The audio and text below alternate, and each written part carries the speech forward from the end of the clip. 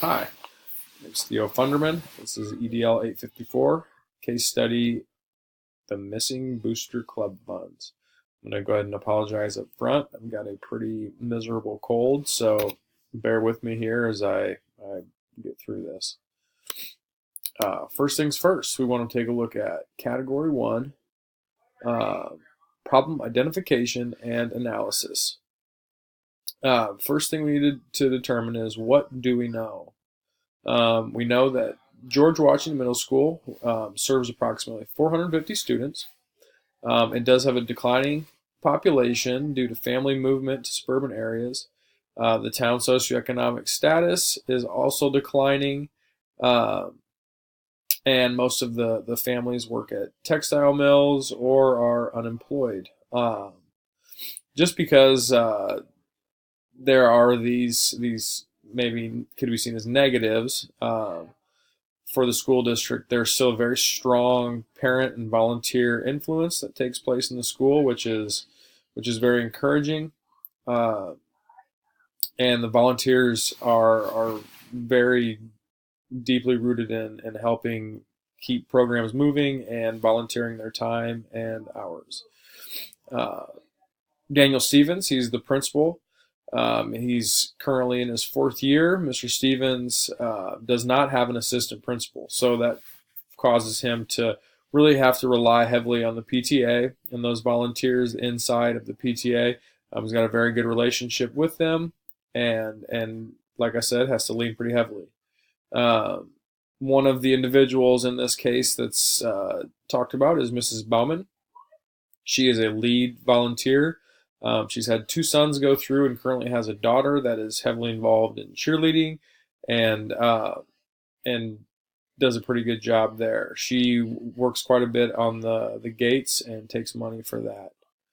Uh, Throughout the course of this case study, Mrs. Bauman, whose daughter is experiencing some great success in the cheerleading areas, has an all-state performance award, and Mrs. Bauman asked for $798 from the PTA. This money is not given to her. Mr. Stevens, which I personally believe to be the right move, denies that fund, and basically states, if I did this for one student here, at what end is there when it comes to funding each and every trip for a student? We'd love to be able to do that, I'm sure, but in a school that is declining in population and relies heavily on volunteers, it's got to be equitable, and these funds have to be used for all students, or all or dedicated to a program. Um, it's not clear there, so we'll kind of get into that in a little bit. Um, anyway, the following week, at a busy basketball game against the rival, the gate came up short of $50. There's an incident where Mrs. Bauman states in a note that 10 tickets were missing. These 10 tickets would be equal to $50. There are several pieces of evidence that kind of point in Mrs. Bauman's direction. Uh, Moving into second phase of category one, what do you need to know? I believe we need to know what the policy says in regards to the use of PTA funds, or if there is a precedent set that helps clear this situation up, as far as, can you give out money for one student, or what's been done in the past. I don't necessarily think that this is an excuse for the behavior, or if it even has a great deal of bearing on this case study itself. But I think that's something that you need to know. I think that would be something that, if I were the building leader here, I would want to make sure that I'm making a sound decision and being equitable for the school, and using our funds correctly. Next, was Mrs. Bauman working alone at the gate at the end of the night? All we know is that Mr. Stevens counted the money at his car with the security guard, and discovered the note at that point that 10 tickets had been torn up because they were already ruined. And then he realized, after a discussion with Mr. Dumas, that there would be a $50 bill in there because of his use of a big bill. Now, to kind of go off of that, what do we need to know? I think we also need to know if we can confirm that Mr. Dumas truly paid with a $50 bill. I mean, I think it's worth looking into all avenues, as we want to make sure that we give everybody a fair shake when we're investigating this. Category 1, the final piece, is what is the problem? The problem here is that we're missing $50. Personally, $1, $50, $1,000, a dollar's a dollar, and we have to make sure that we are protecting our school funds and that we are relying on honorable, ethical people, and we're doing the right things because this is the money that is for students. There's no gray area as far as I'm concerned. That we have to make sure that we investigate this to the fullest.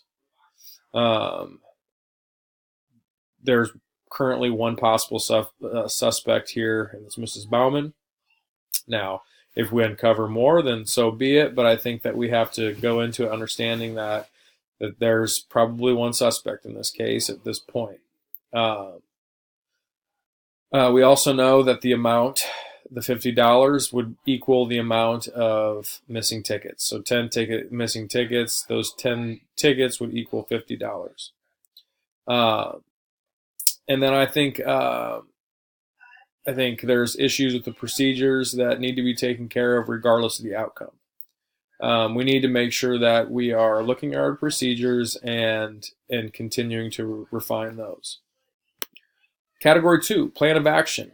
My plan of action here would be to talk to Mr. Dumas first off, and not rely too heavily on this, but I think it would be worth a good conversation to see if he recalls paying the $50 bill. I'd give him a call first thing in the morning and just say, hey, did you use this $50 bill? Just want to make sure. Had some discrepancies in our books and just want to kind of go back and check with that. Next, I think, would be to start to do a little background work on Mrs. Bauman's evening, and just make sure that she was, if she was working alone at the end of the night. Normally, we've got our volunteers working in tandem, and that should continue to be. But it was a crazy night. There was a lot going on with a busy game.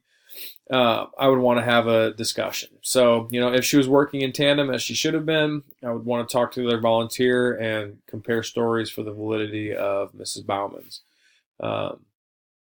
B, if she was working alone at the end of the night, can she answer for the missing money? I think we have to just kind of lay it out there at some point and just have a very frank discussion about, we're missing money. That missing money just so happens to match the missing tickets, which were pre-numbered, and we've got a pretty solid system there as far as that's concerned. Can you help me understand what's going on here? I think that conversation would need to take place.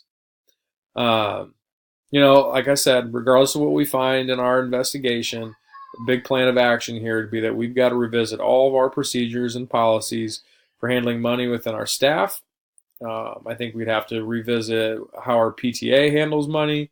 Because we're relying so heavily on volunteers, I think we really need to pick up the pace on this and work through that. All right, category 3. Resolve the issues based on promoting the success of all students. So what is best for the students? In this specific case, the best thing for students is that we have our procedures for handling of money tightened up so all student funds are handled with care. Looking at the demographics of our school, looking at, the declining population and the lower socioeconomics of our district and just some of these things, we don't have the ability to waste money. Nobody does, but in this case, we really definitely do not have that kind of flexibility to say, oh, well, $50 is $50. No, every dollar is important because every dollar can go towards helping one of our students or students' programs. I think we have to determine if the volunteers that are in place, in this case, namely Mrs. Bauman, are ethically sound and understand the procedures put in place.